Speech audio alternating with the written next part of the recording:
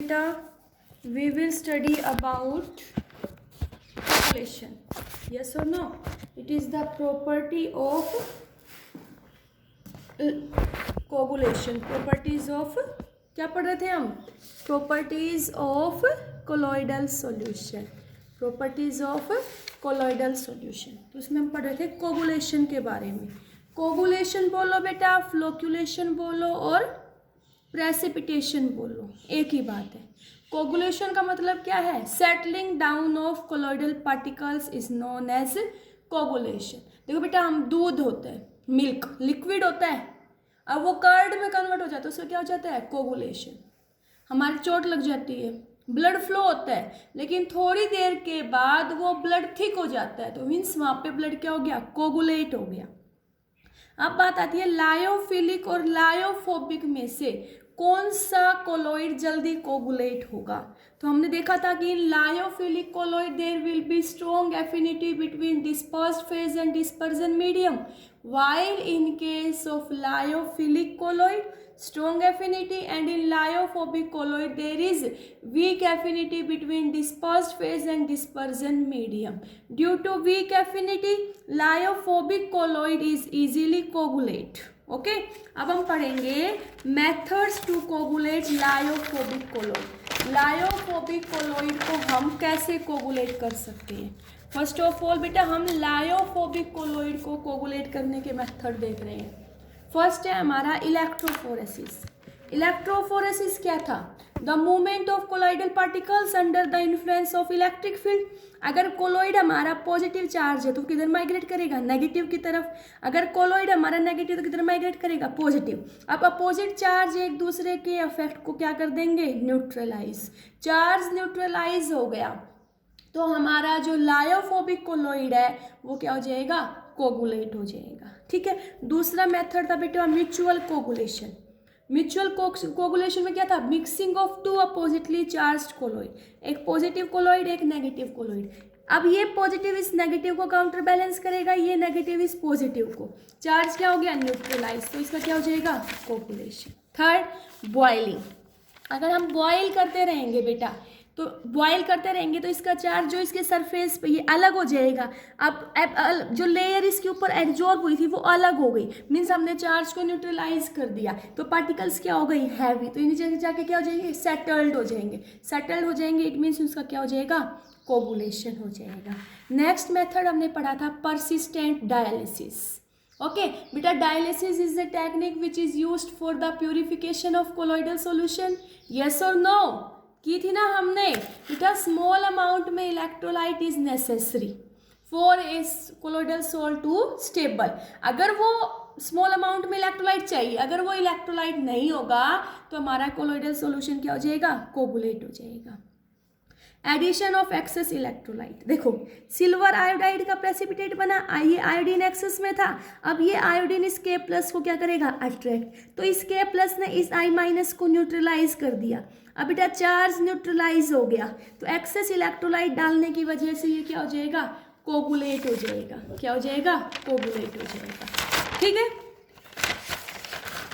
और जो ion responsible है कोगुलेशन करने के लिए उसको हम बोलते हैं कोगुलेटिंग आयन या फ्लोक्यूलेटिंग आयन. क्या बोलेंगे? Coagulating ion and flocculating ion. ठीक है. अब बेटा by addition of excess electrolyte, यहाँ पे हम पढ़ेंगे हार्डे-स्कूल्स रूल के बारे में. हार्डे-स्कूल्स रूल बेटा पेपर में कई बार ये डेफिनेशन पूछी जाती है. Define Hardy-schools rule. ठीक है बेटा. देखो क्या कहते हैं ये in short. Greater is the coagulating ion. Greater is the coagulating ion. जितना ज़्यादा coagulating, greater is the valency of coagulating ion. जितनी ज़्यादा वैलेंसी होगी कोगुलेटिंग आयन की, then greater will be coagulating power.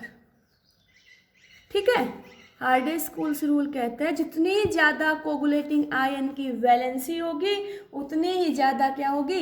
Coagulating power.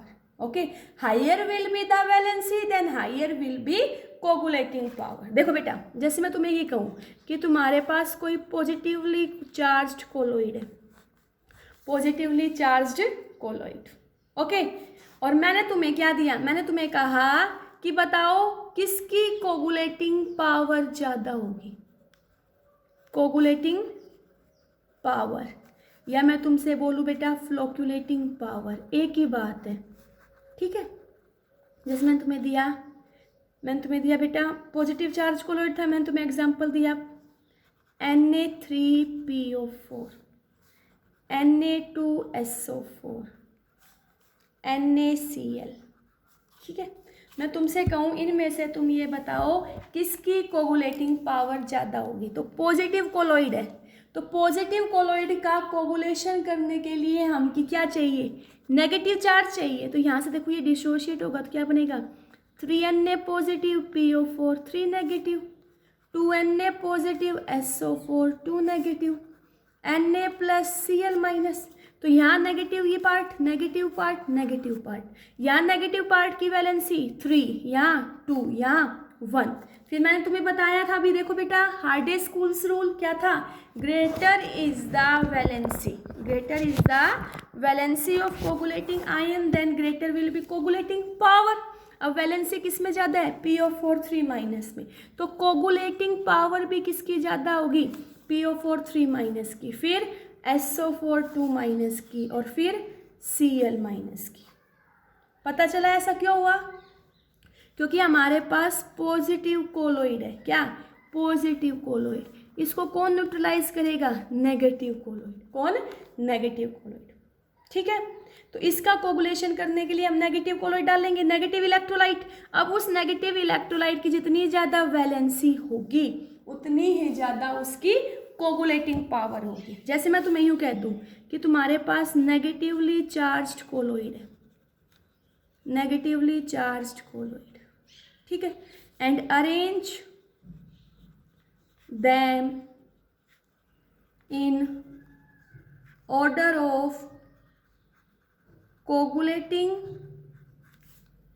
या फ्लोक्यूलेटिंग power, ठीक है। क्या क्या दिए हुए हैं तुम्हें, AlCl3, BaCl2, NaCl। अब तुम क्या कहोगे कि नेगेटिव कोलोइड है, तो नेगेटिव कोलोइड के लिए हम क्या देखेंगे, पॉजिटिव, क्यों, पॉजिटिव चार्ज इसको क्या करेगा, न्यूट्रलाइज, और तभी इसका क्या होगा, कोगुलेशन।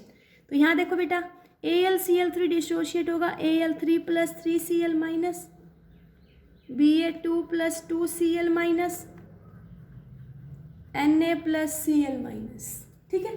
अब नेगेटिव के लिए हम किसको देखेंगे, पॉजिटिव को, तो greater will be valency then greater will be coagulating power, तो कोगुलेटिंग या फ्लोक्यूलेटिंग पावर किसकी ज़्यादा होगी, AlCl3 की, फिर BaCl2 की, फिर NaCl की। ये क्लियर हुआ बेटा। तो ये मैंने तुम्हें क्या बताया, हार्डे-स्कूल्स रूल। हार्डे-स्कूल्स रूल कहते हैं greater is the valency of coagulating ion then greater will be coagulating power, ठीक है। अब बेटा हम पढ़ते हैं, अभी हमने कोगुलेटिंग पावर के बारे में पढ़ा, अब हम पढ़ेंगे कोगुलेटिंग वैल्यू, कि कोगुलेटिंग वैल्यू क्या होगी।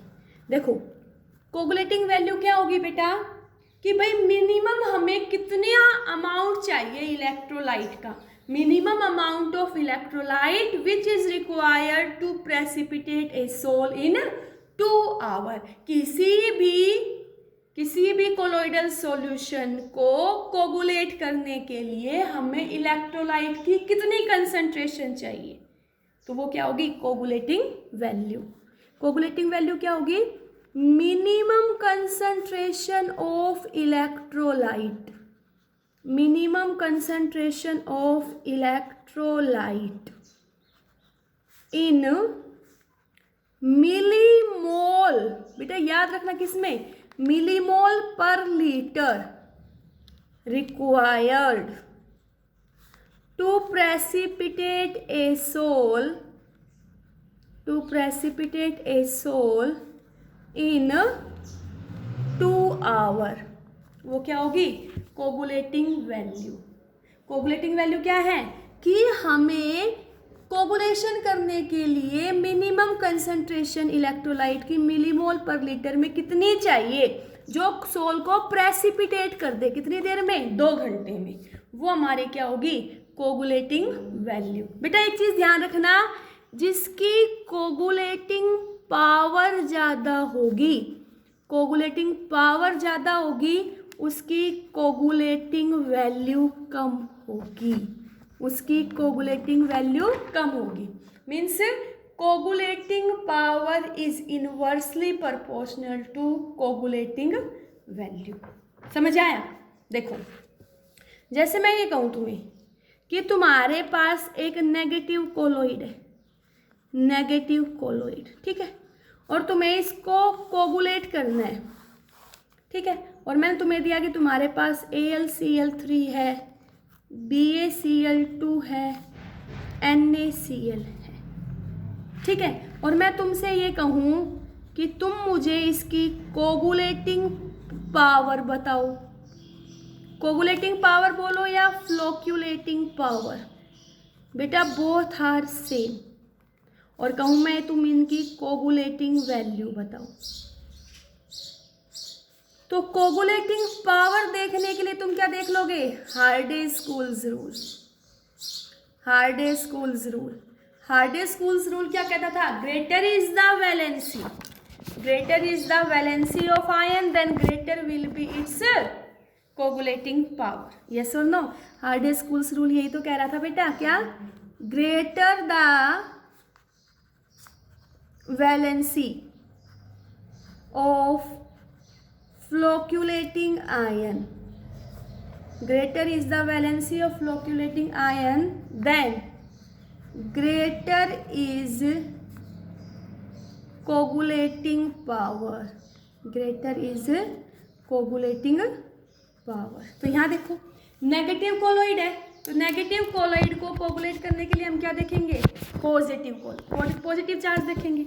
तो ये कैसे डिसोशिएट होगा, Al3 plus Ba2 plus Na plus, charge किसके ऊपर ज़्यादा है, 3 प्लस, वैलेंसी 3 की, Al की ज़्यादा है ना, तो कोगुलेटिंग पावर किसकी ज़्यादा होगी, AlCl3 की, BaCl2 की, NaCl की, ठीक है।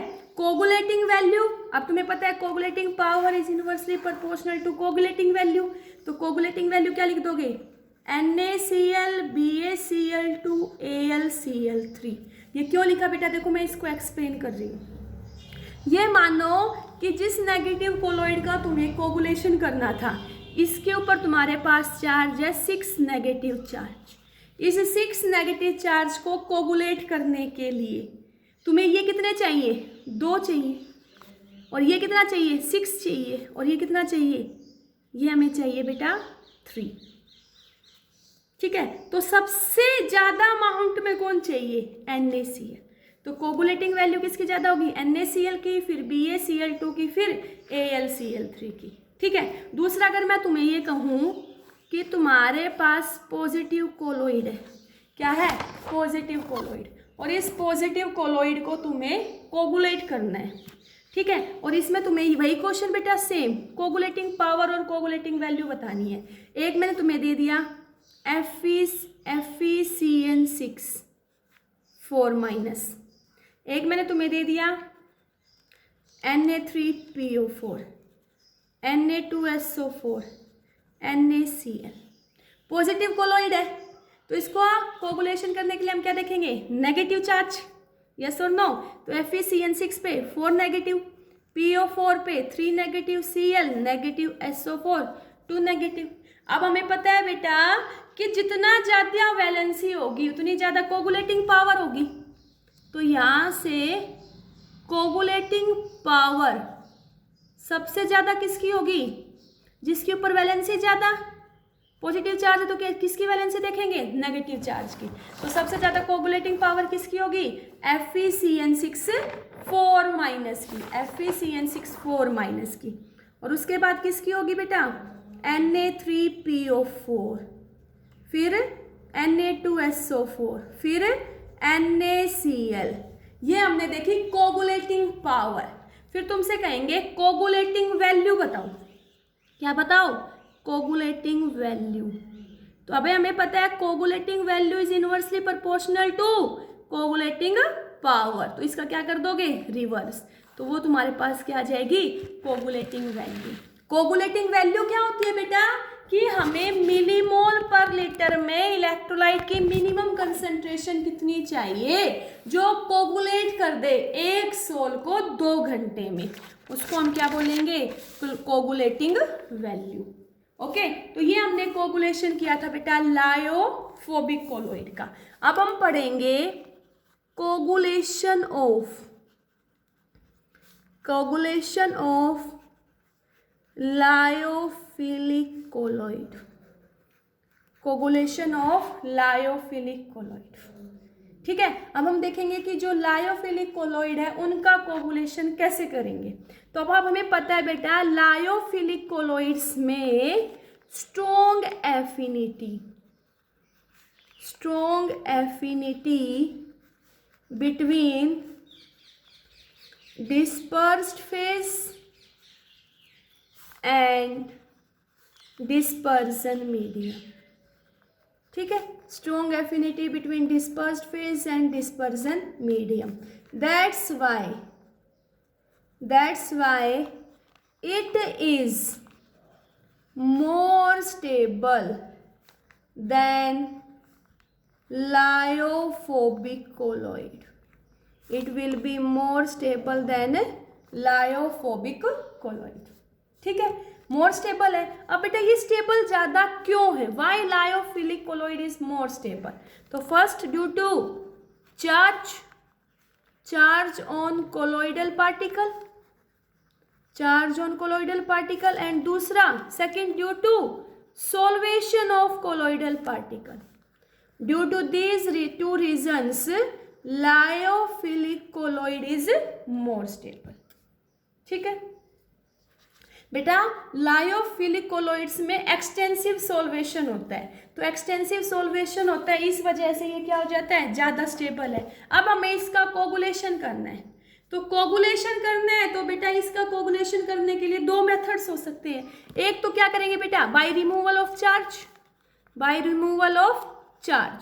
भाई हम चार्ज को रिमूव कर देंगे तो क्या हो जाएगा वो न्यूट्रल, तो उसका क्या हो जाएगा कोगुलेशन। और दूसरा मेथड बेटा बाय सोल्वेशन, यस और नो। अगर इन दोनों फैक्टर्स को हम रिमूव कर देंगे तो लायोफिलिक कोलोइड क्या हो जाएगा, कोगुलेट हो जाएगा, ठीक है।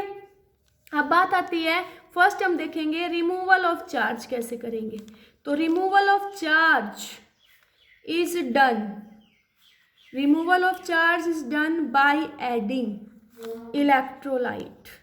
इसमें हम इलेक्ट्रोलाइट ऐड कर देंगे अकॉर्डिंग टू हार्डे-स्कूल्स रूल के अकॉर्डिंग इसमें इलेक्ट्रोलाइट ऐड कर देंगे, जिसकी वजह से वो क्या हो जाएगा, कोगुलेट हो जाएगा। क्या हो जाएगा, कोगुलेट हो जाएगा, ठीक है।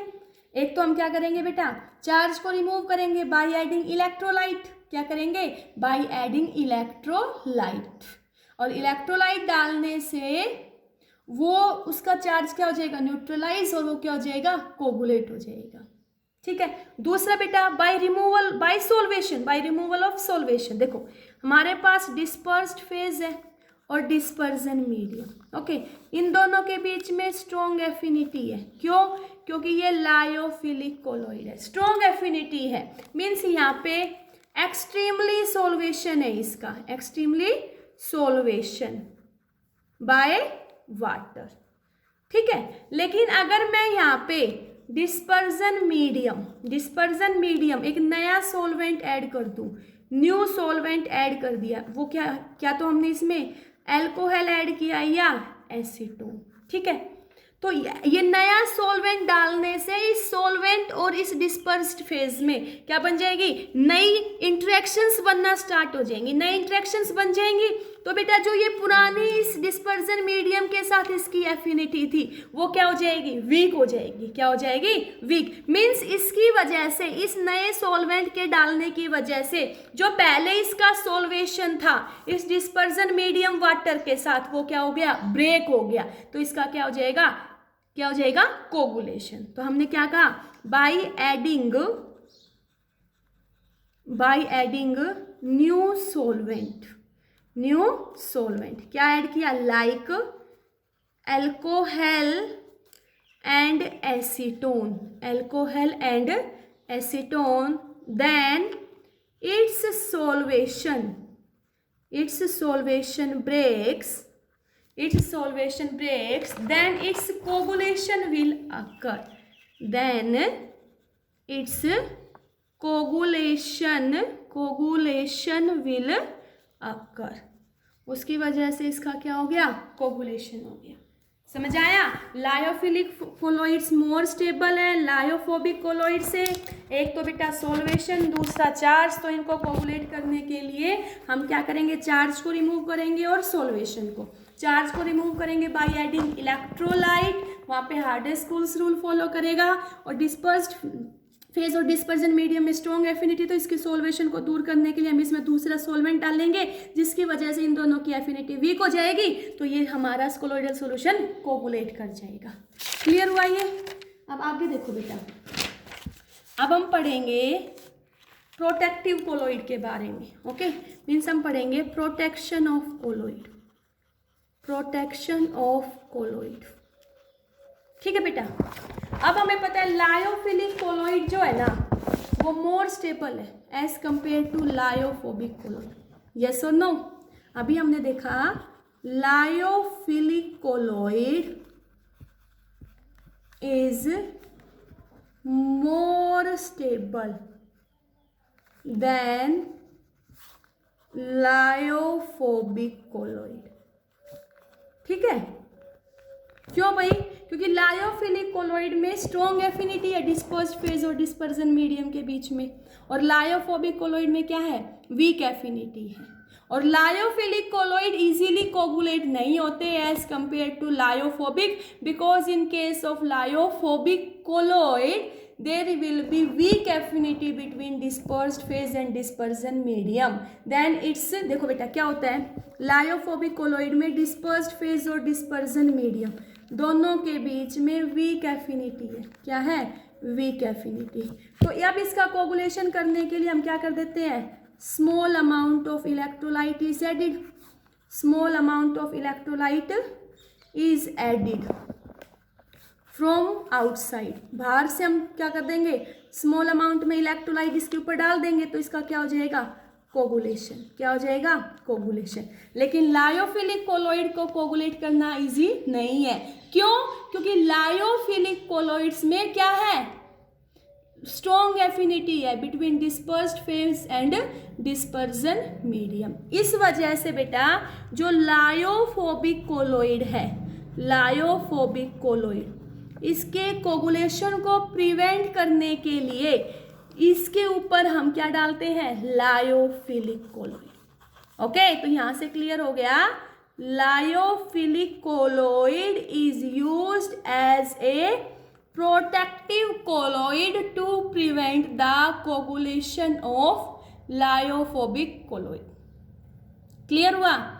क्या किया, इस लायोफोबिक कोलोइड में डिस्पर्स्ड फेज और डिस्पर्जन मीडियम में वीक एफिनिटी है, इसलिए ये जल्दी से कोगुलेट हो जाता है।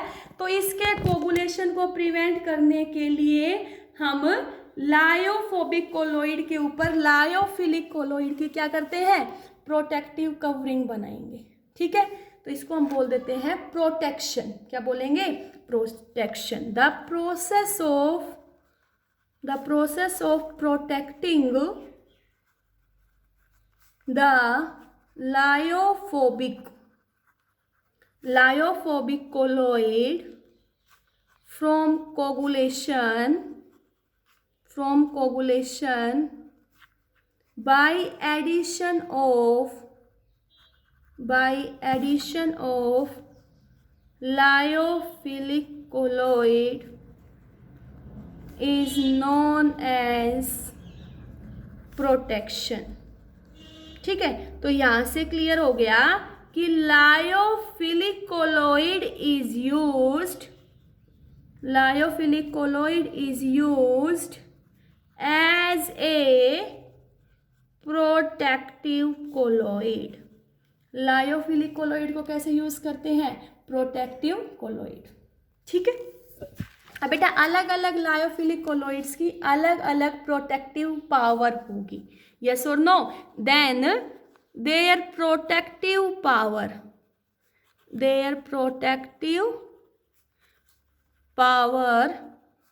is measured by gold number. तो इनकी प्रोटेक्टिव पावर को हम किससे मेजर करेंगे? गोल्ड नंबर से। ठीक है बेटा, गोल्ड नंबर की डेफिनेशन इंपॉर्टेंट है, ध्यान से सुनना। गोल्ड नंबर क्या होगा कि भाई gold number is defined as number of, gold number क्या होगा? नंबर ऑफ मिलीग्राम ऑफ, कौन प्रोटेक्टिव कोलॉइड की तरह यूज करते हैं? लायोफिलिक, है ना? Number of milligram of lyophilic colloid that will prevent coagulation of 10 ml of gold sol, जो प्रिवेंट करे coagulation of 10 ml of gold sol on addition of 1 ml of 10% 1 ml of 10% sodium chloride solution, 1 ml of 10% sodium chloride solution, उसको हम क्या बोलेंगे? Gold number. क्या बोल रहे हैं बेटा? Gold number. मैंने ये बताया अलग अलग लायोफिलिक कोलॉइड्स का प्रोटेक्टिव पावर अलग अलग होती है और उस प्रोटेक्टिव पावर को हम मेजर्ड करेंगे बाय गोल्ड नंबर। तो गोल्ड नंबर क्या है? Number of milligram of lyophilic colloid. भाई कितना मिलीग्राम लायोफिलिक कोलॉइड का चाहिए जो प्रिवेंट करे coagulation of 10 ml of gold sol on addition of 1 ml of 10% NaCl solution. Okay बेटा, अलग अलग एलिमेंट का गोल्ड नंबर अलग अलग होता है। कंपटीशन में बेशक पूछ सकते हैं, बोर्ड में नहीं पूछेंगे। जैसे देखो जिलेटिन है, अगले पेज पे करवा दो। जिलेटिन है, जिलेटिन हमारा लायोफिलिक कोलॉइड है, यस और नो? हमने पढ़ा था ना जिलेटिन, एग्जांपल देख लो। जिलेटिन हमारा लायोफिलिक कोलॉइड है, मीन्स ये प्रोटेक्टिव कोलॉइड की तरह यूज होगा। अब ये कितने इसकी प्रोटेक्टिव पावर है उसको हम मेजर कर रहे हैं, किससे? गोल्ड नंबर में। तो गोल्ड नंबर क्या है? Number of milligram of lyophilic colloid that must be prevent the coagulation of 10 ml of gold sol on addition of 1 ml of 10% NaCl। तो जिलेटिन का गोल्ड नंबर होता है बेटा 0.005 से 0.01। ठीक है। हीमोग्लोबिन का गोल्ड नंबर होता है 0.03। ओके। स्टार्च का गोल्ड नंबर होता है 25 to 50। बेटा ये तुम्हें पता होना चाहिए, पेपर में क्वेश्चन आता है कि लायोफिलिक और लायोफोबिक कोलॉइड में से कौन ज़्यादा स्टेबल है। तो पता चल गया lyophilic colloid is more stable. क्यों? क्योंकि लायोफिलिक कोलॉइड में स्ट्रॉन्ग एफिनिटी है between dispersed phase and dispersion medium.